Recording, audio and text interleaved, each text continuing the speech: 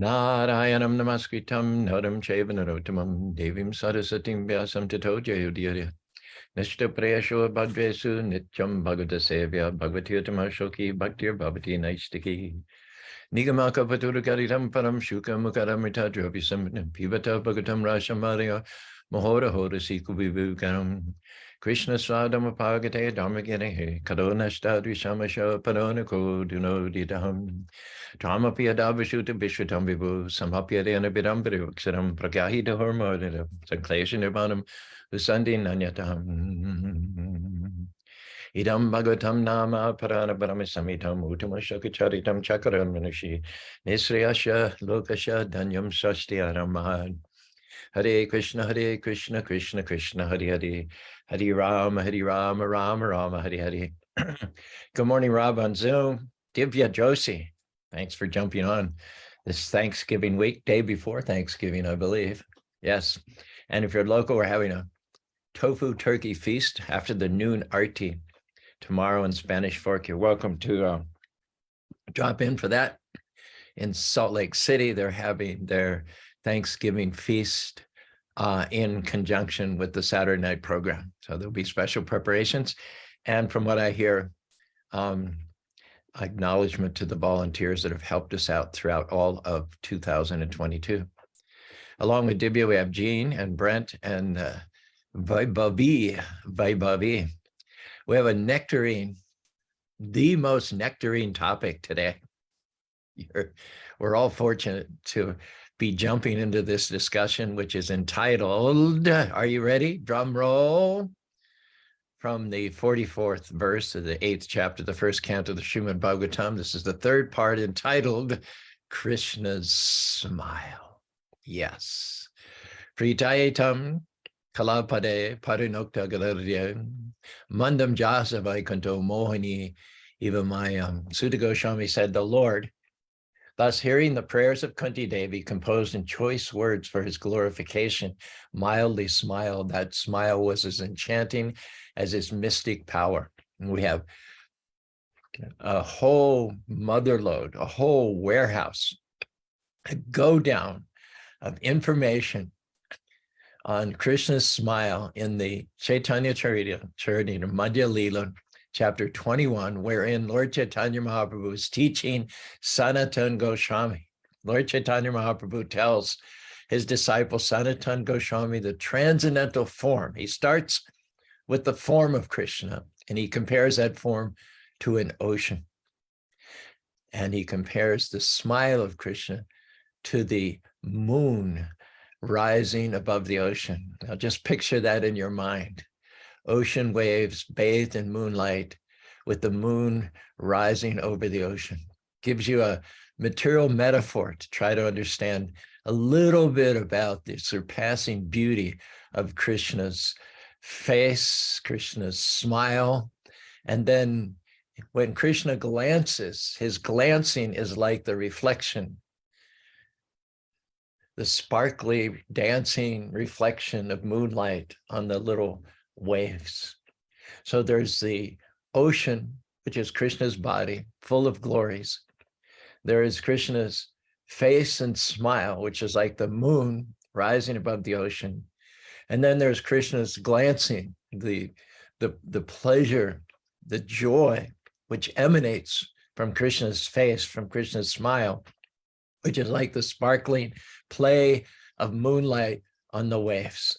And that is described by Lord Chaitanya Mahaprabhu to Sanatana Goswami as sweeter than sweet. And as Lord Chaitanya Mahaprabhu began describing Krishna's smile to Sanatana Goswami, one verse triggers another verse, and he gets deeper and deeper and deeper and deeper into an ecstatic mood. Now, this is the next verse he quotes. Prabhupada says it's contained within the 92nd chapter of Bilva Mangala, Thakur's Karanamrita. But what I've heard is that this was originally composed by Vallabhacharya. It's part of the Madhurastam, 8 verses having to do with the sweetness of Krishna. And this one goes, Madharam, Madharam, Vapura Shavibu, Madharam, Madharam, Vadanam, Madharam, Madhu Gandhi Mridam Shmitamito. Shmitam means the smile of Krishna. Madaram, madaram, madaram, madaram. Oh Lord, the transcendental body, madaram, madaram, vapura shavarur, of Krishna is very sweet. Madaram, madaram, madaram, madaram. And his face is even sweeter than his body. Madhu Gandhi, Mridu Shmitam at home. But the best thing, the sweetest thing of all, is his soft smile, which is said to have the fragrance of honey. It's the sweetest thing. It's the Somamoto crest jewel on top of all of other Krishna's unlimitedly attractive features. It said Krishna's body is like a city. You know, you go to a big metropolitan area like New York City, there's so many interesting ethnic shops and delis and juice bars and boutiques. New York City is known for its variety, incredible variety. It's a city where people love to walk because there's just something different at every other step. And Krishna's body is like the New York City. Pardon me if that analogy includes some down points as well as up points, but crude analogy, general analogy. His body is like a city. There's a surprise at every step, full of attractive features, and it's sweeter than the sweet. And his face, which is compared to the moon, is sweeter even than the city of his body. If you take his body as a city, then his face is like the best part of that city. And the best part of his face is his smile, which is like the rays of moonshine. Nice description by Lord Chaitanya Mahaprabhu to his disciple Sanatana Goswami. We have more also from Lord Brahma, the creator of the universe. He appeared, as you know, originally in the dark, on the petals of a lotus flower, not having been born in the normal way. He had an impulse within him to create.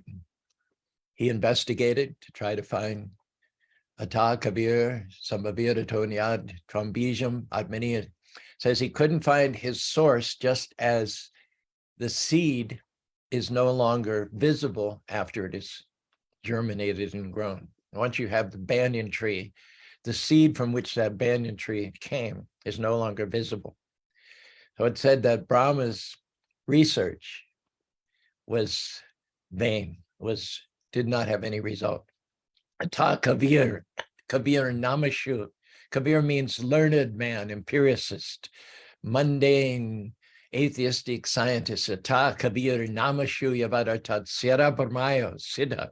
Perfection eludes them because their senses are not powerful enough to discern the presence of the Lord who lurks behind matter. He's only visible through unalloyed devotional service. Vedashu Durlabha Maduram. He's very difficult to attain through research and experimentation and empiricism, but he's very easy to attain when one has eyes of devotion. The Lord Brahma's learned research efforts came up with not Ata Kabir Namashuya Sede.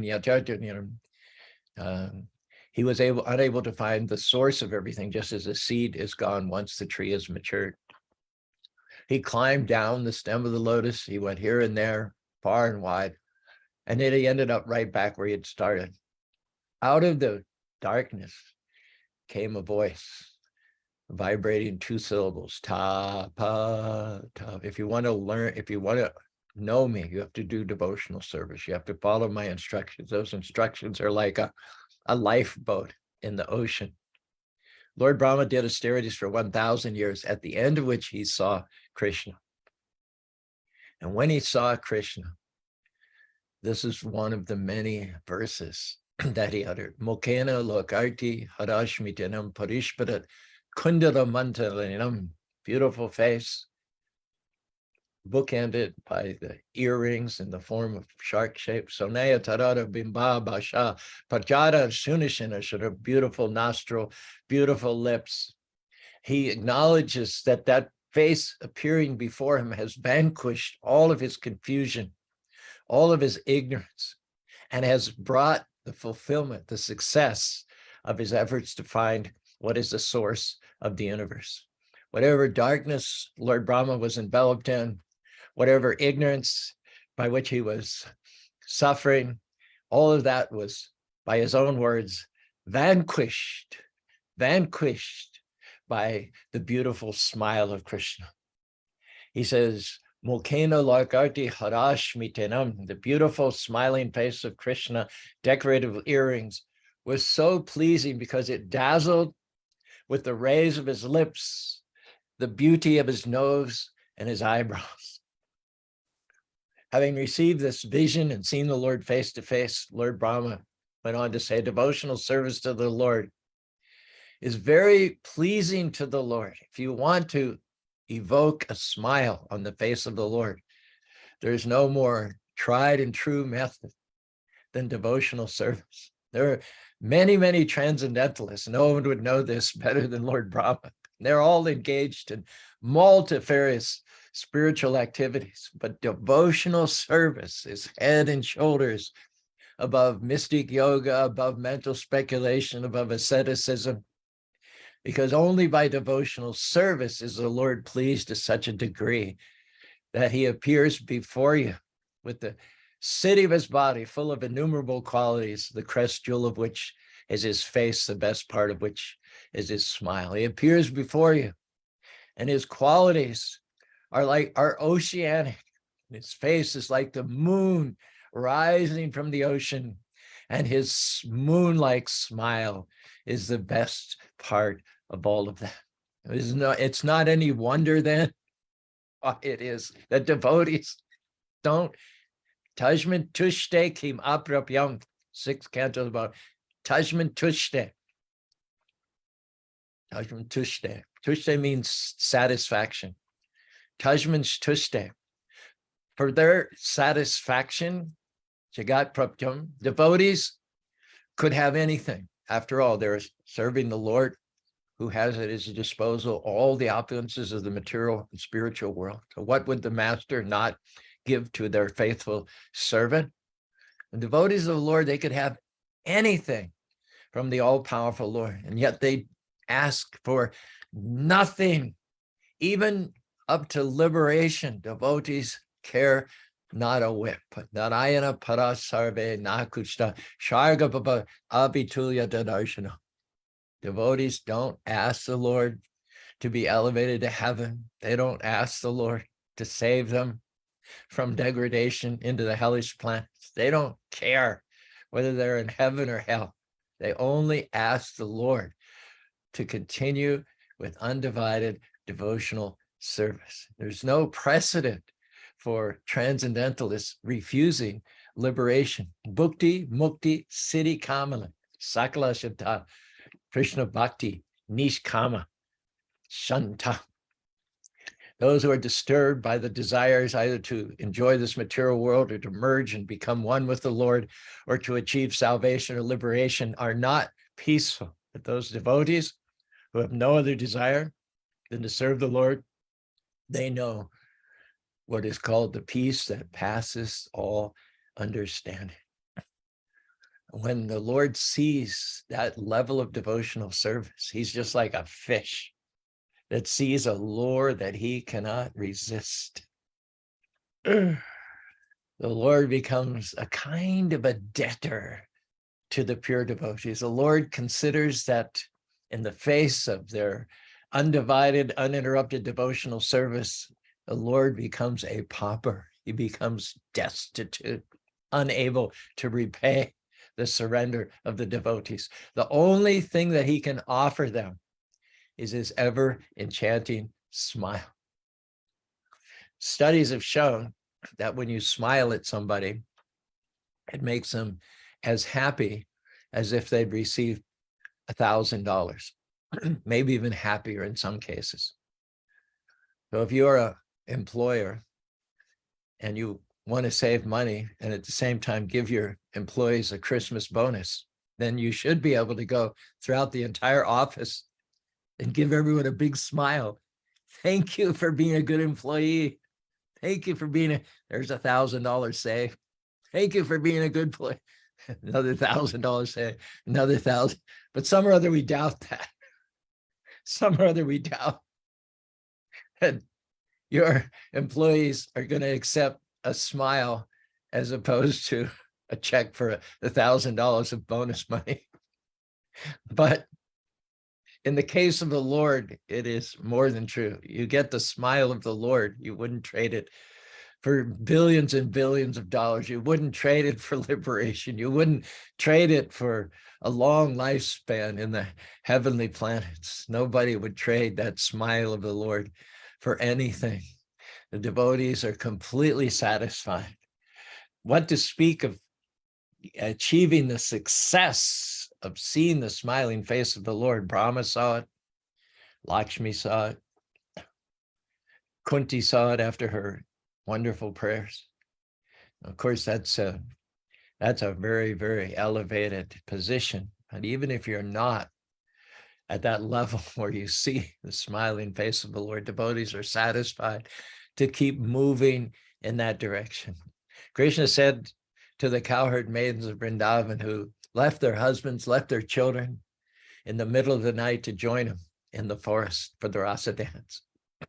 Even much more so than today, there were social boundaries, there were social customs, there was chastity, there was fidelity to a level we can't even imagine it today. And so, hitva dure dava takur dharma dikam kokor bongo garu guru shikaram ramel shi lebe Krishna navara shikavidini bhagvichivin kamukim moshini.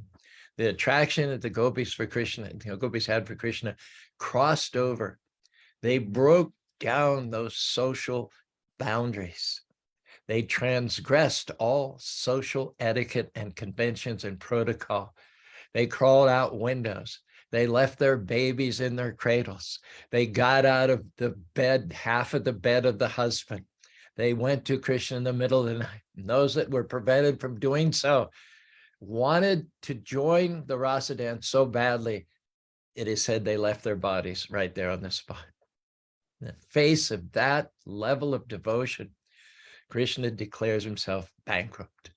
Naparayam niravaja samara shushabodaya yomabaja durjana sambricha tava pratikaranam. To the gopis, he said, if I had the lifetime of Lord Brahma, which is about 311 trillion years, and I were to shower, I were to open the windows of heaven and shower you with blessings, with wealth, with fame, with good husbands and children and opulence, said, still I would not come to the end of my indebtedness to you.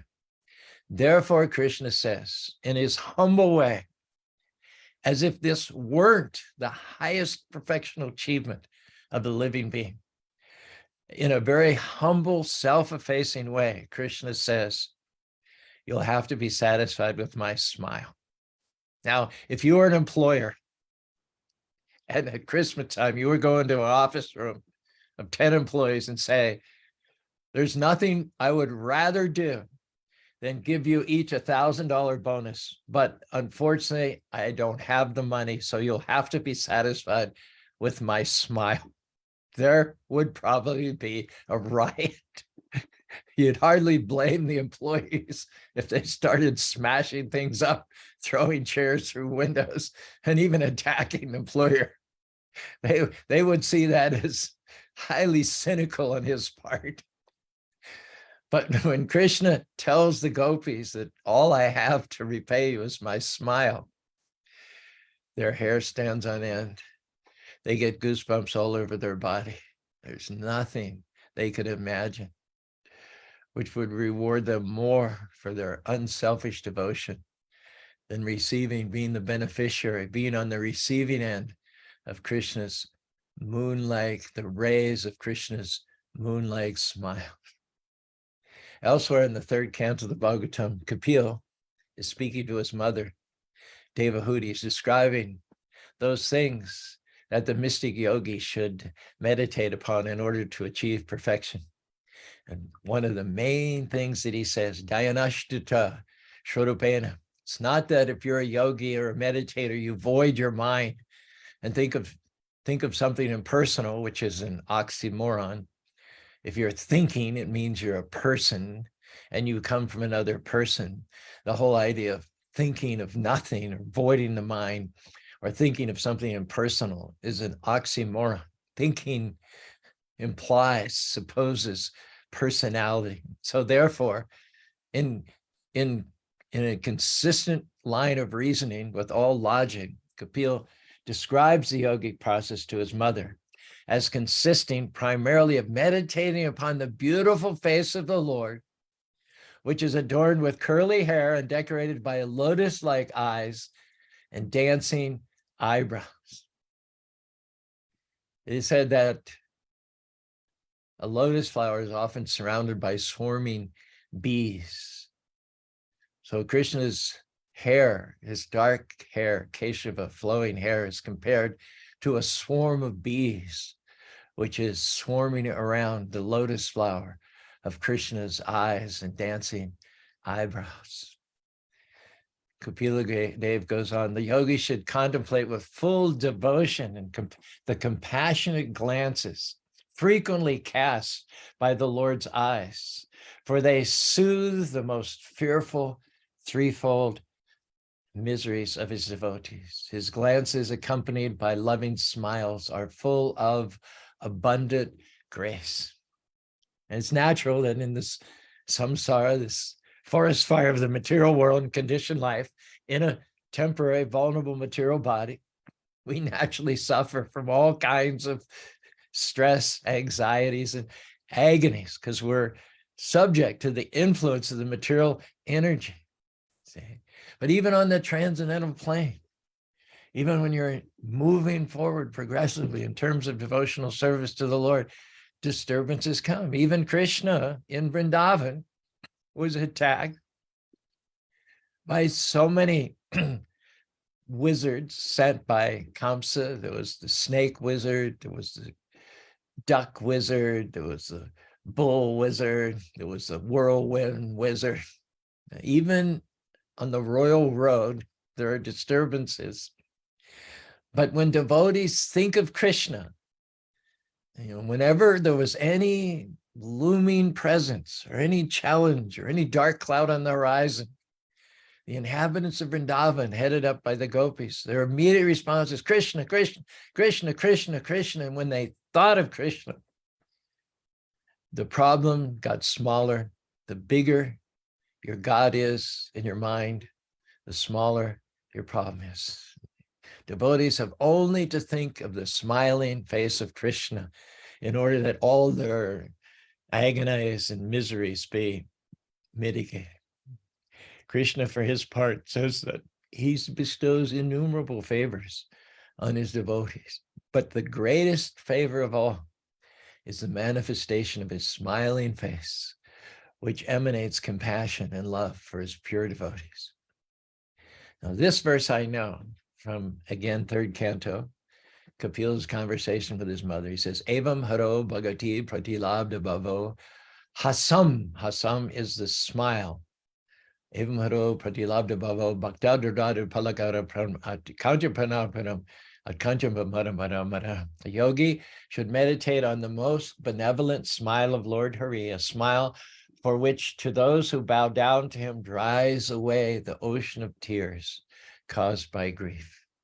The yogi should meditate on the Lord's arched eyebrows, which are manifested by his internal potency in order to charm the sex god for the good of the sages.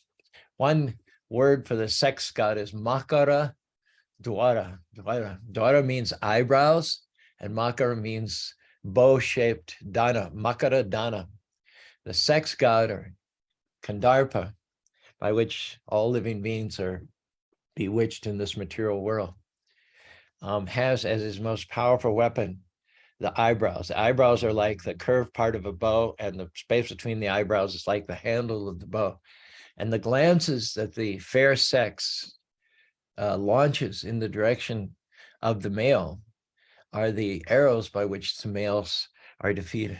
Even great world conquerors like Caesar and Napoleon were bit the dust when they were hit by the arrows launched between the eyebrows of beautiful, beautiful women. So the sex goddess is called Makara Danur, or one who shoots arrows with the bow of the eyebrows.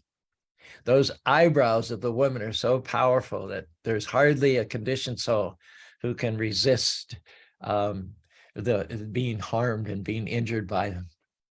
In the same canto, and it's most probably Lord Kapila again who's speaking, he says, Balam me pashamaya srimayojo yakarani bruvi jumbana kevanam. He says to mother, just see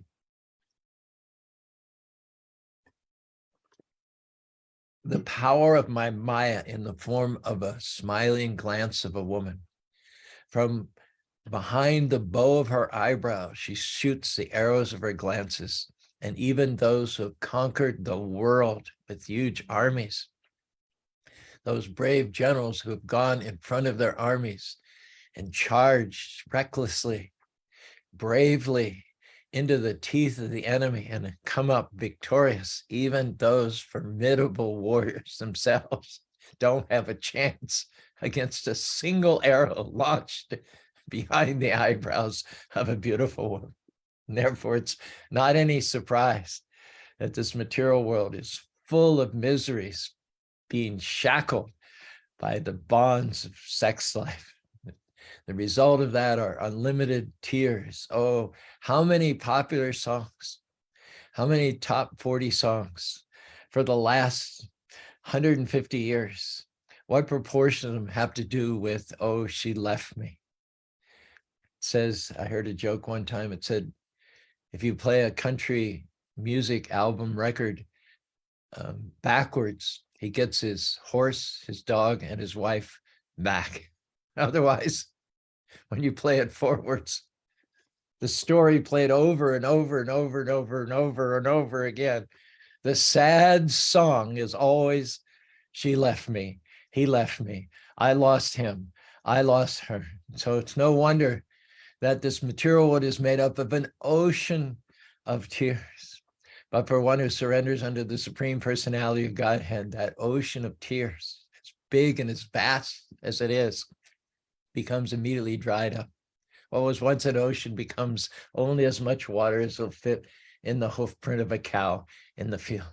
In order to achieve that freedom from stress, freedom from anxiety, one has only to see the charming smile of the Supreme Lord. In fact, as you go about your day today, because of our discussion, the sweet, sweet, sweet, sweet nature of our discussion, I'm gonna predict that each and every one of you are going to have a really, really great, above the average stress-free day, because the result of meditating on that smile of the Lord is that the bereavement of material existence immediately subsides when one sees the charming smile of the Lord.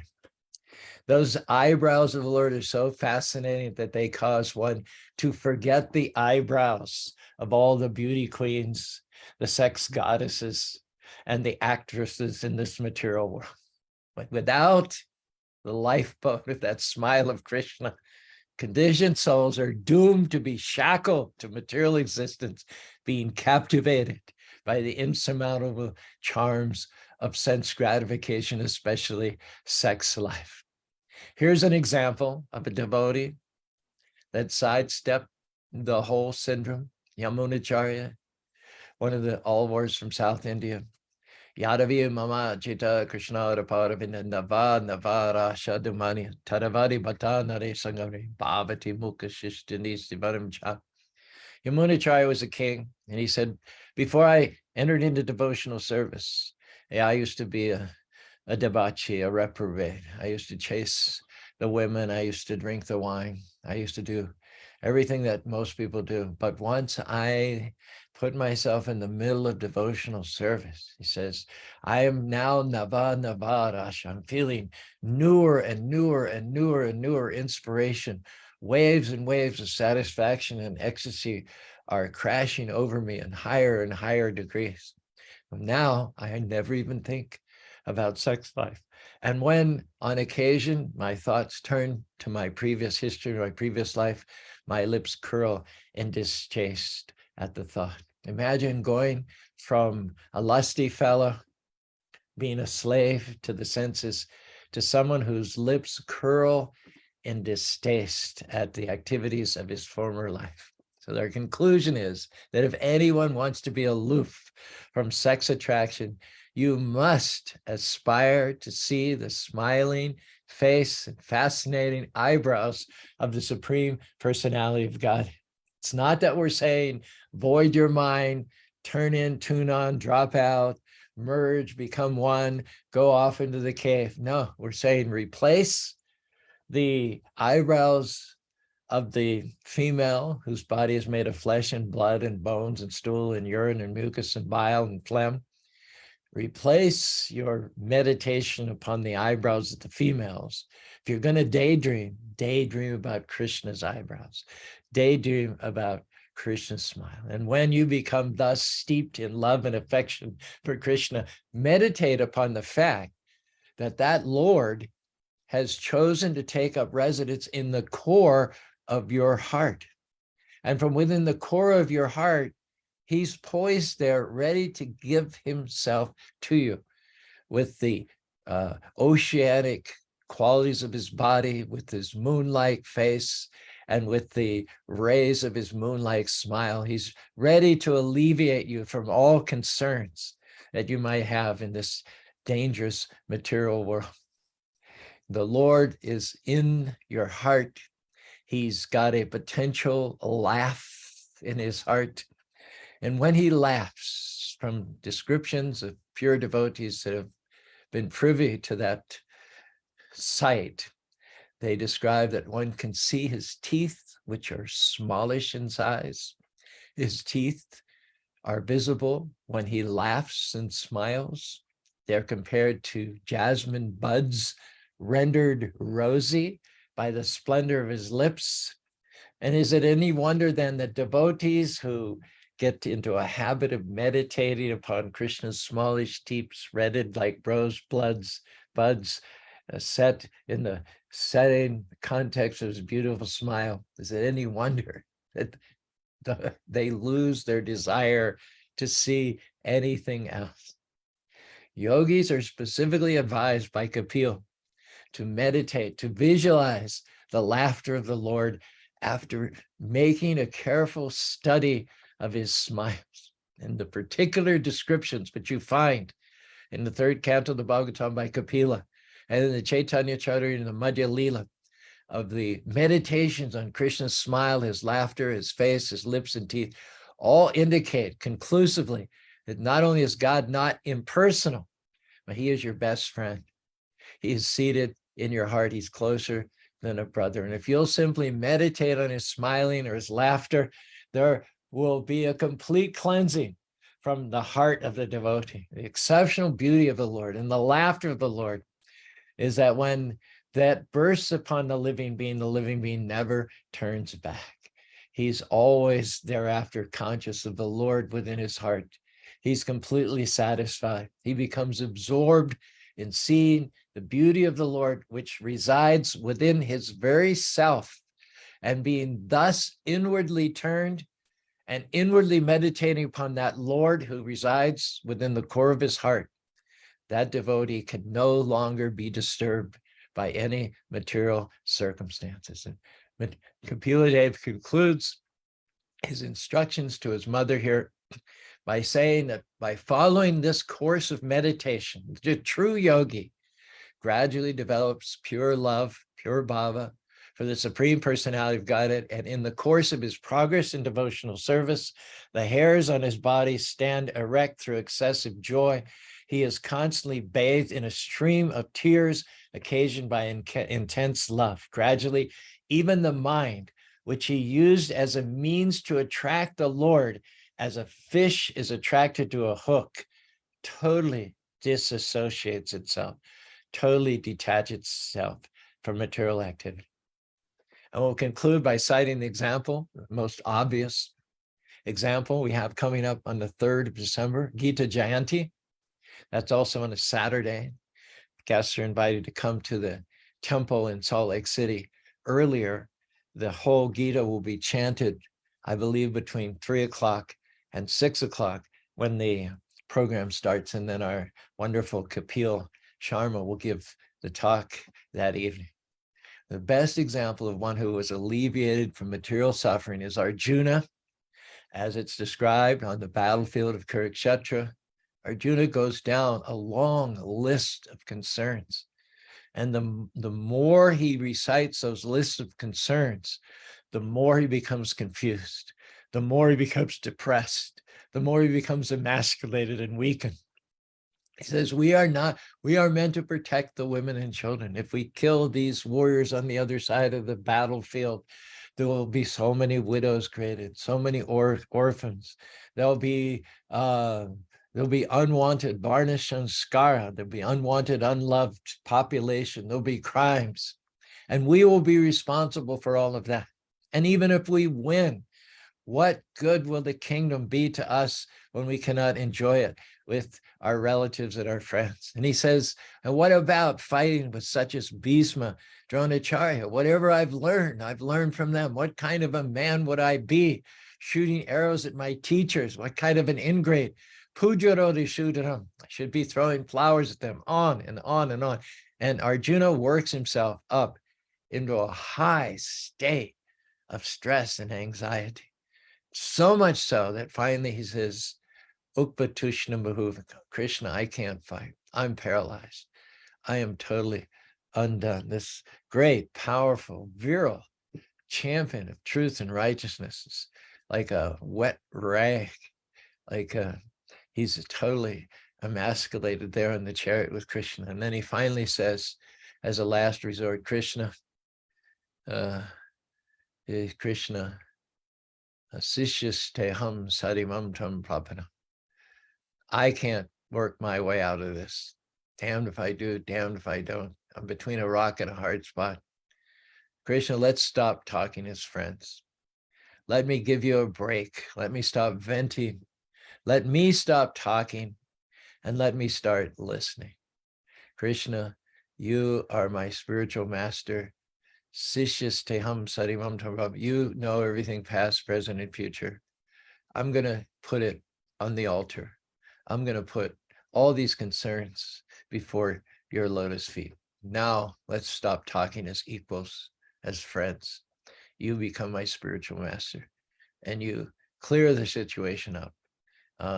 Return to me my resolve and my power and indicate to me what's the best course of action. When Arjuna gave up all of his pretense of being in control, his pretense of being able to figure things out, when he gave up all pretenses and just surrendered, asking Krishna, what is your plan for my life? Then we find that famous celebrated smile spanning outward on Krishna's face of all-consuming beauty. And why is Krishna smiling at this time of great stress? They're right in the middle of two armies that are ready to go at each other tooth and claw.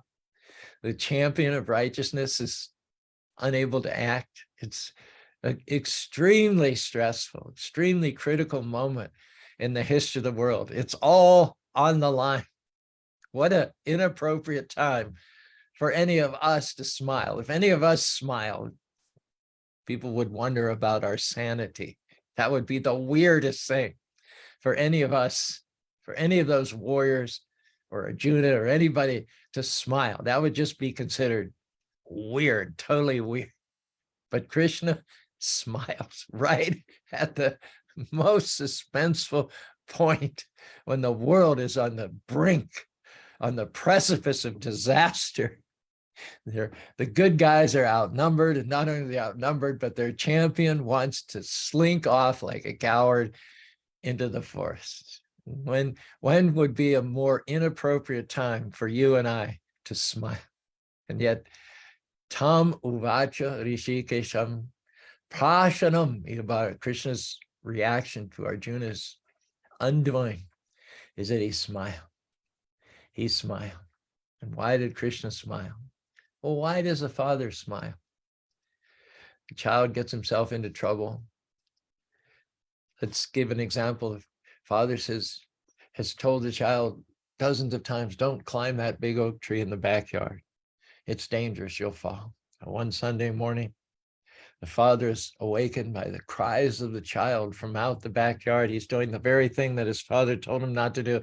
He's hanging by a thumb, 12 feet up from a limb of the oak tree.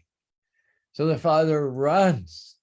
The father likes nothing more to run and to save the child, even if the child got himself into trouble, even if the child ignored the instructions of the father, still there's nothing satisfies the father more than coming to the rescue of the child. There's nothing more enchanting than the child coming up to the father with tears in his eyes saying, "Daddy, Daddy, Daddy, help me.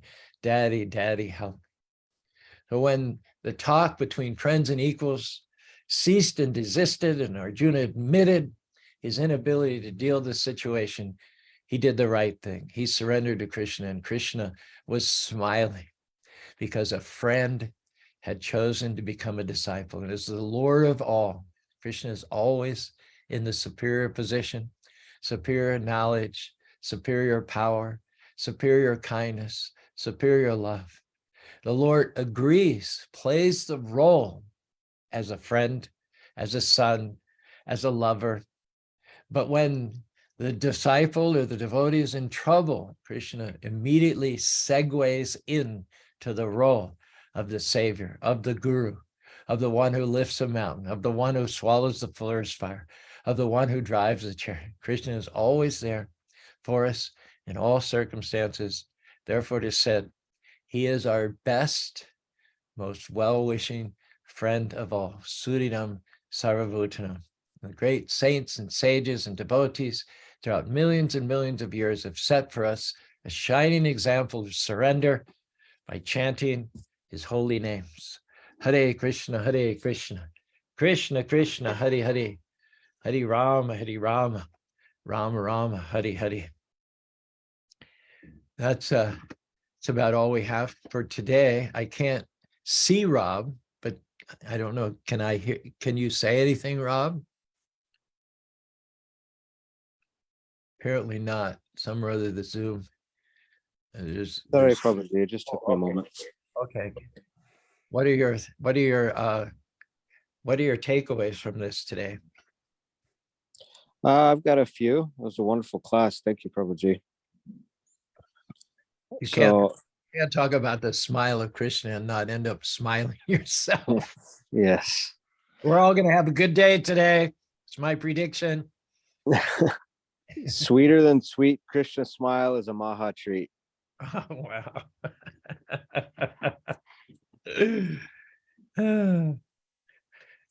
Any others? Yes. Krishna's smile can vanquish anguish. Sweet. It goes a mile to share a smile. It goes a mile to share a smile. Krishna plays the role when a devotee is in trouble. Nice. I like the first one the best. Can you repeat the first one? Sweeter than sweet, Krishna's smile is a Maha treat. Yes. Wonderful. Please do send those to me. And you have anything freestyle for us also?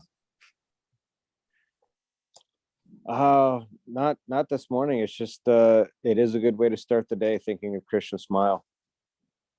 Yeah, and those nice little sayings are very they're in a short little rhyming sentence. You can say whole paragraphs of prose. It's equivalent to whole paragraphs of prose. So as always, thanks for sharing those, and I will look forward to posting them. Govinda Dev, who's always tongue-in-cheek, he says, amazing talk, Prabhu, makes me smile. Bible always says, love the new translation style, Gita rap. I'll ask her what she meant by that later on. Love the new translation style. I do have a Gita rap song, but I didn't share it today. Maybe some other day. Gita rap. Okay. Very nice emoji. By Bobby has some arrows on their bows. If you're on Facebook, you can look at those. That's a very appropriate emoji indeed. Bipin, Haribo. It was nice to have a visit from Bipin and Yogi the other day. Manasa Ganga, as always, it's great.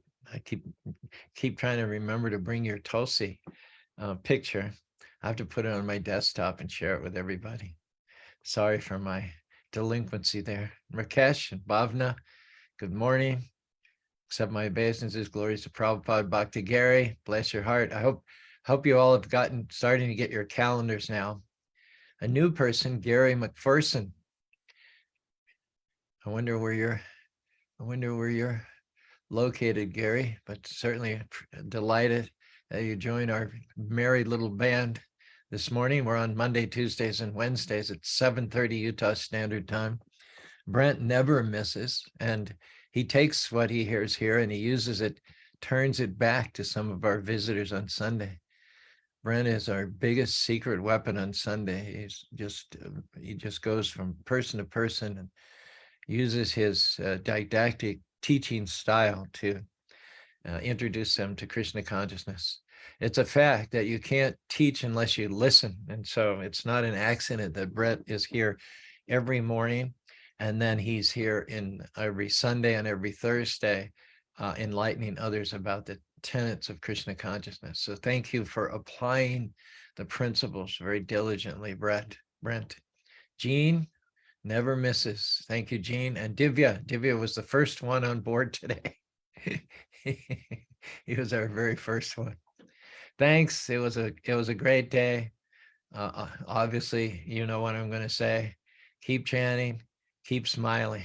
Hare Krishna, Hare Krishna, Krishna Krishna, Hare Hare, Hare Rama, Rama Rama, Hare Hare.